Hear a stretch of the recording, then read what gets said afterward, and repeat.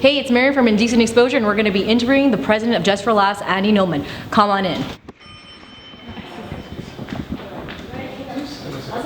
Hello, what's going on? Good, how are you? Thanks for taking your time and meeting up with us. Are you kidding? This anytime I don't have to work and actually sit down and relax for a couple seconds. Well, during festival time, a welcome vacation from my daily grind. Well, I'm happy to hear that. And by the way, are you normally more busy during the festival or beforehand? Oh my God, you know, it's a crazy existence all year round, but during the festival, you're rolling 3-4 days into one.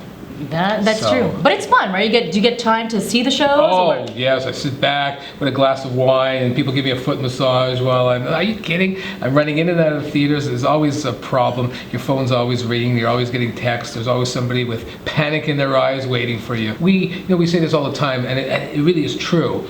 We make ourselves miserable so other people can enjoy life. And if you come up here and come on the 3rd floor and see some of the people working their butts off to make Just for Laughs happen, you realize they are pale, their skin is broken out, they're testy, they haven't had enough sleep, but you're having fun, so what do you care, right? And so can you take us back to your journey? How did you get started? Oh man, back in the day, Gilbert started it in French as an offshoot from a failed rock and roll festival.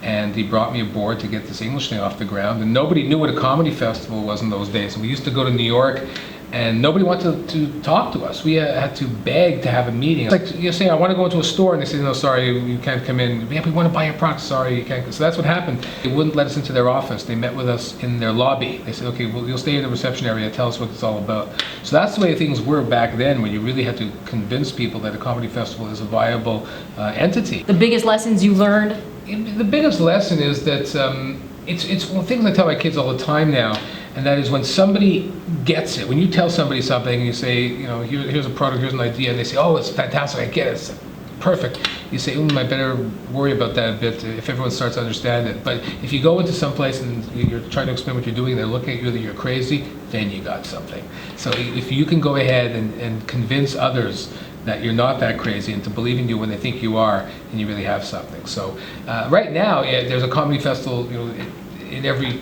city, town, street fair. So what we're trying to do is really change what the nature of a comedy festival is, and we're doing that in some of our other cities and coming up with the next wave, a comedy festival 3.0, so to speak. And I know that on your own personal blog, andynulman.com, you guys can check that out. You have lessons of the week. Every week I learn something. You're still learning things new. Every week. Are they just as valuable as they were when you were younger, just starting out? I'm still younger. Yeah. Depends who you compare me to, but yeah, I'm still younger, goddammit. But if you go on the website, you'll know that he's getting older as a godfather and not as a grandfather. Thank you for exactly.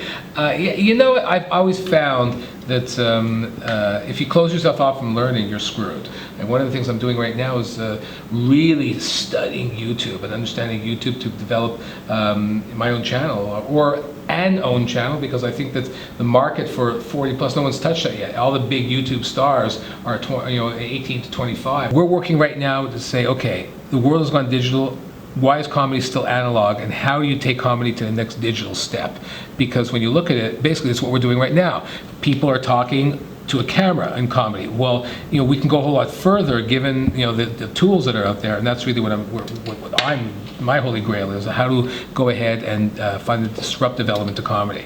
The next wave is someone's going to say, okay, I'm going to take those learnings and do something completely unique and digital that has nothing to do perhaps with ever stepping on stage. Every era is the same. You have the same amount of tools. You have the tools that are available for you in that era. So every era goes ahead and does two things.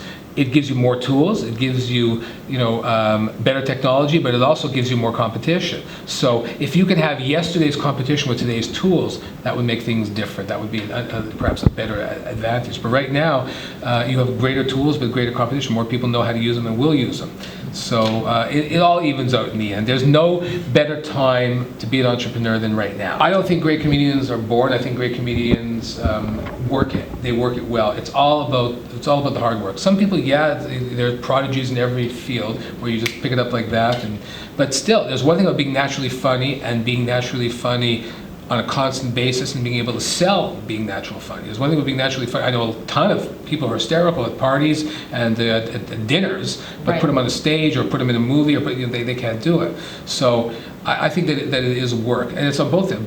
Whether it's a comedian or whether it's an entrepreneur, it's all about the work. And people try and shortcut it, and you can't shortcut it, because the shortcut will come back and bite you in the ass. There you have it, straight from Annie Nulman's mouth. So thank you so much for interviewing with us. Thank you. We appreciate it. I appreciate you coming. And we'll see you guys next time.